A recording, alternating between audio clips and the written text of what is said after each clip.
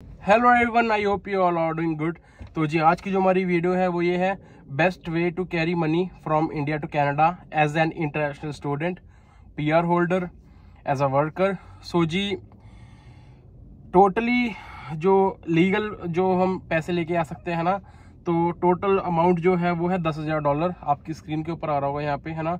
जो आरबीआई की एक स्पेसिफिक गाइडलाइन है कि हम $10,000 तक आप कैरी कर सकते हैं, ठीक है। और in case of international students में बात करूं तो जो भी स्टूडेंट कनाडा में आता है तो वो $10,000 इंडिया से जमा करवा के आता है। $10,200 डजेंट मैटर उसका बैंक स्कॉशिया बैंक है, सीआईबीसी है या आईसीआईसी बैंक है ना। तो $10,200 का जो अमाउंट है वो इंडिया से जमा करवा के आता है और उसको यहाँ पर आके किश्तों में पैसे मिलते हैं। मतलब कि एक साल के अंदर, ठीक है, जब उसका स्टडी पीरियड चल रहा होगा, एक साल के अंदर हर महीने $650 से $700 उसके अकाउंट में पैसे आएंगे, ठीक है, जो 10,000 इंडिया से जमा किया होगा। तो अल्टीमेटली वो पैसा आपका ही है जो आपको किस्तों में मिलना है। तो जी मैं बात करूं, ज़्यादातर लोग $1,000 से लेकर $4,000 के बीच में लेके आते हैं, जो भी अभी तक मैंने देखा है यहाँ पे, है ना। कोई किसी की गुंजाइश है, कोई 1,500 लेके आ रहा है, कोई 2,000 लेके आ रहा है, कोई 4,000 लेकर आ रहा है ना। इन केस मैं अपनी बात करूं अगर, तो मैं लेकर आया था अपने साथ $2,400 कनेडियन डॉलर, ठीक है। तो जो सबसे जो बेस्ट फॉर्म है जो लोग पसंद करते हैं लेकर आना, वो करते हैं हार्ड कैश, ठीक है। Most of the people hard cash prefer करते हैं। तो जी मैं आपको बता दूं, आरबीआई की तरफ से $10,000 की गाइडलाइन है कि $10,000 तक हम लेकर आ सकते हैं, ठीक है। तो इसमें क्या है, हमको जो पैसे हैं वो कैसे मिलेंगे, या तो बुक माई फॉरेक्स करके आप वेबसाइट के ऊपर जा सकते हैं, या आप सर्च कर सकते हैं प्राइवेट बैंक या मनी एक्सचेंज नियर मी, जहाँ पे भी आपको सुटेबल लगे आप वहाँ पे जाके आप अपने कनेडियन डॉलर्स ले सकते हैं। जैसे वेस्टर्न यूनियन होगा, कोई भी प्राइवेट बैंक हो गया, एक्सिस बैंक वगैरह जो भी है ना। और money exchange near me search करोगे तो बतेरे सारे आपको फॉरेक्स वाले मिल जाएंगे। और मेक श्योर कि जिनसे भी आप पैसे लो उनसे आप रिसिप्ट कलेक्ट कर लो, क्योंकि इमिग्रेशन ऑफिसर आपसे रिसिप्ट मांग सकता है ना, जो भी आप अपने डॉलर साथ में कैरी कर रहे हैं।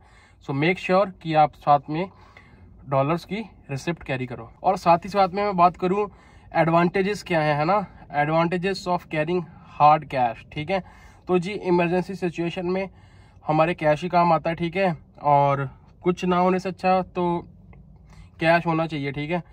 यहाँ पर कनाडा में जैसे कि अगर मैं डिसएडवांटेजेस की बात करूँ, है ना, हार्ड कैश की, वो ये है कि अगर आपके पास काफ़ी सारा कैश है ना, तो आपको डर लगेगा ट्रैवलिंग करते हुए, है ना, कि कहीं मेरे पैसे गुम ना हो जाए, है ना। तो आपको थोड़ी सी इनसिक्योरिटी होगी, है ना, कि इतना सारे पैसे मैं कैरी कर रहा हूँ या कैरी कर रही हूँ, कहीं रास्ते में गिर विर ना जाए, है ना, या आप उसको अपने लगेज में रखोगे, ठीक है। और अगर आप किसी रिलेटिव के पास जा रहे हो तो ठीक है ना, अगर आप कैश लेकर जा रहे हो अपने रिलेटिव के पास रहने के लिए तो ठीक है। बट इन केस अगर आपका कनाडा में यहाँ पे कोई नहीं है, ठीक है, और आपने बुक किया है एयरबीएनबी या कोई आपने होटल बुक किया है, तो वहाँ पर लॉकर्स बिल्कुल नहीं होते, है ना। तो आपका जो मनी है वो सेफ नहीं होने वाला। और अगर कोई लॉकर नहीं है तो आपको आपकी मनी आपके पॉकेट में कैरी करनी पड़ेगी, है ना। तो उसका एक थोड़ा सा रहता है ना, मन में रहता है कि मेरे पास इतने सारे पैसे हैं, कहीं गुम ना हो जाए या कोई चोरी ना कर ले, ठीक है। और एक और चीज़ मैं आपको बता दूं, अगर कोई आपका बहन भाई रिलेटिव है जो आपको एयरपोर्ट से यहाँ से उठा सकता है तो ठीक है ना, तो हार्ड कैश चल जाएगा आपका। बट हाँ, जो बंदा है बंदी आ रही है जिसका कोई भी यहाँ पे कनाडा में नहीं है, तो उसको क्रेडिट कार्ड चाहिए अपनी ऊबर बुक करने के लिए, क्योंकि अगर उसके पास क्रेडिट कार्ड होगा तो ही वो अपनी ऊबर बुक कर पाएगा या कर पाएगी। कहीं होटल वगैरह लेना है या जो भी एयरबीएनबी वगैरह लेना है, तो ऊबर बुक करने के लिए क्रेडिट कार्ड चाहिए हमें, ठीक है। और अगर जैसे कि मान लो आप होटल में स्टे कर रहे हैं या आप एयरबीएनबी में स्टे कर रहे हैं, तो आपको खाना खाना है, ठीक है, तो आपको ऑनलाइन ऑर्डर करना है, वो भी Uber Eats, skip the dishes या डोर डैश, किसी के ऊपर भी आपका कार्ड ही चलना है, ठीक है। कैश वाला हिसाब किताब नहीं है यहाँ पे, जैसे इंडिया में कैश वाला हिसाब किताब होता था, है ना। तो आपको क्रेडिट कार्ड चाहिए होगा। जी मैं बात करूँ डिसएडवांटेजेस ऑफ हार्ड कैश, तो जी इसमें ये हिसाब किताब है, अगर आपके पास ज़्यादा कैश होगा तो आपको डर होगा कि आपकी जेब से कोई पैसे ना निकलवा ले, है ना, कोई चोरी ना कर रहे आपके पैसे, या जो पैसा है आप अपने लगेज में रखोगे, है ना। तो इनसिक्योरिटी तो रहती ही रहती है ना। और मैं चीज़ आपको बता दूं, जो डिसएडवांटेजेस हैं हार्ड कैश के, अगर आपके पास हार्ड कैश है, अगर आपके पास कोई क्रेडिट कार्ड नहीं है, तो भाई जिसका तो कोई भाई बहन यहाँ पे है, रिलेटिव है कनाडा में, वो तो उसको एयरपोर्ट से उठा लेगा, बट जिसका यहाँ पर कोई नहीं है उसको चाहिए क्रेडिट कार्ड, ठीक है। ऊबर बुक करनी है, टैक्सी बुक करनी है, क्रेडिट कार्ड चाहिए, ठीक है। होटल वगैरह कोई लेगा, एयरबीएनबी वगैरह कोई लेगा, है ना, या लेगी, तो कोई भी खाना वगैरह कोई भी कुछ भी मंगाना है तो भाई क्रेडिट कार्ड चलना ही चलना है यहाँ पे। ऊबर ईट्स करोगे, स्किप द डिशेस करोगे, डोरडैश करोगे, तो भाई क्रेडिट कार्ड तो चाहिए चाहिए, ठीक है। और बस यही थी कुछ चीज़ें, और मतलब क्रेडिट कार्ड भी ज़रूरी होना चाहिए हमारे पास। बट ये कुछ थे डिसएडवांटेजेस, है ना, हार्ड कैश कैरी करने के। और स्पेसिफिक लिमिट है इसकी, जैसे कि आपको बताया कि $10,000 हम कैरी कर सकते हैं विद रिसिप्ट। रिसिप्ट बिल्कुल मत भूलना इसके साथ में, ठीक है। सो जी बात करते हैं अब कंक्लूजन की। तो कंक्लूजन जो हार्ड कैश का वो निकल के आता है कि मोस्ट ऑफ द पीपल को मैंने देखा है हार्ड कैश कैरी करते हैं। 80% of the people hard cash he carry करते हैं, है ना। और कैश उतना लेकर आओ जितना आप संभाल सको, है ना। और मतलब संभाल सको इन द सेंस कि इतना भी पैसे मत लेके आओ कि आपको इनसिक्योरिटी हो कि भाई मेरे पैसे कहीं गिर विर ना जाए, है ना। और कैश लेकर आ रहे हो तो नॉर्मल अमाउंट, ज़्यादा से ज़्यादा लोग 2,000 से 2,500 लेकर आते हैं, है ना। कोई 3,000 भी ले आता है, जैसे मैंने आपको बताया, अपनी अपनी गुंजाइश है, ठीक है। और यही था, कैश लेकर आओगे तो साथ में रिसिप्ट जरूर कैरी करना। यही था बस कंक्लूजन हार्ड कैश का। तो जी अब बात करें हम फॉरेक्स कार्ड की। तो फॉरेक्स कार्ड होता है एक prepaid card and it does not have any limit boundation, जितना मर्जी आप पैसा डलवाओ उसके अंदर, ठीक है।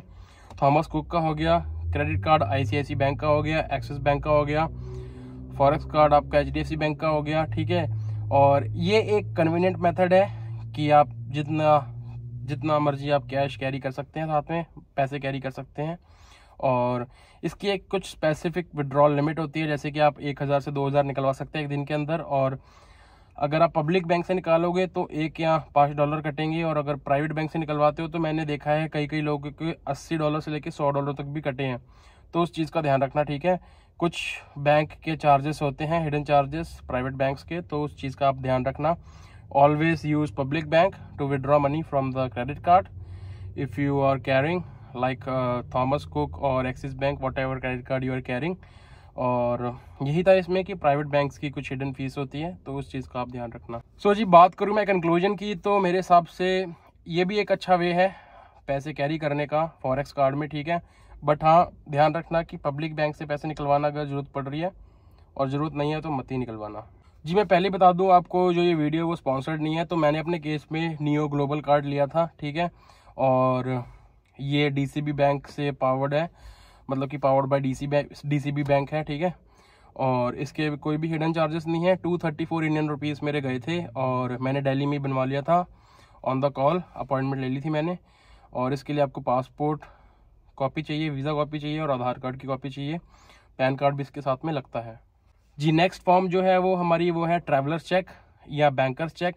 एक तरीके का डिमांड ड्राफ्ट है जो बैंक वाले बना के देते हैं हमको, और कनाडा में यहाँ पे आके अपना बैंक अकाउंट खुलवा के हम उस चेक को आप लगा सकते हैं। तो वो चेक जो है वो 8 से 10 दिन के अंदर अंदर क्लियर हो जाता है। सो जब भी आप अपना GIC अकाउंट खुलवाओगे या जो भी आपका अकाउंट है, तो उसमें आप चेक डिपॉजिट करोगे, 7 से 10 दिन के अंदर अंदर वो खुल जाएगा, ठीक है। And you must have cash in your hand and forex card as well. तो जी दूसरी बात करूं मैं, वो बात है अपना वायर ट्रांसफ़र, ठीक है। आप अपना बैंक अकाउंट खुलवाओ कनाडा के अंदर, और डजेंट मैटर कोई भी आपका बैंक है, CIBC बैंक हो गया, स्कॉशिया बैंक हो गया, और आप वायर ट्रांसफ़र करा सकते हैं इंडियन बैंक से। जो भी आपका कनेडियन बैंक है, किसी में भी आप वायर ट्रांसफ़र करा सकते हैं। And most of the time it take 24 hours. तो समटाइम्स 1 से 2 दिन भी ले लेता है ये पैसे डिपॉजिट होने में। तो कॉस्टली मेथड है ये, बट हाँ ठीक है। कंक्लूजन इसका यही है कि कैश, फॉरेक्स कार्ड और न्यू ग्लोबल कार्ड कोई भी अप्लाई कर सकते हैं, बट हाँ मोस्ट जो कन्वीनियंट फॉर्म है जो लोग कैरी करते हैं आजकल, वो कैरी करते हैं अपना कैश। जब कोविड-19 की सिचुएशन थी, तब मोस्ट ऑफ द पीपल जो थे वो लोग फॉरेक्स कार्ड कैरी कर रहे थे, क्योंकि होटल क्वारंटीन करना था और ऊबर ईट्स से खाना वगैरह मंगाना था। बट अभी ऐसी सिचुएशन कुछ नहीं है, तो आप अपना नॉर्मल आप कैश भी कैरी कर सकते हैं, जो एक अच्छी मैं आपको सलाह दूंगा। और बाकी जी यही था आज की वीडियो में। तब तक के लिए मिलते हैं आपको नेक्स्ट वीडियो में, तब तक के लिए गुड बाय, टेक केयर।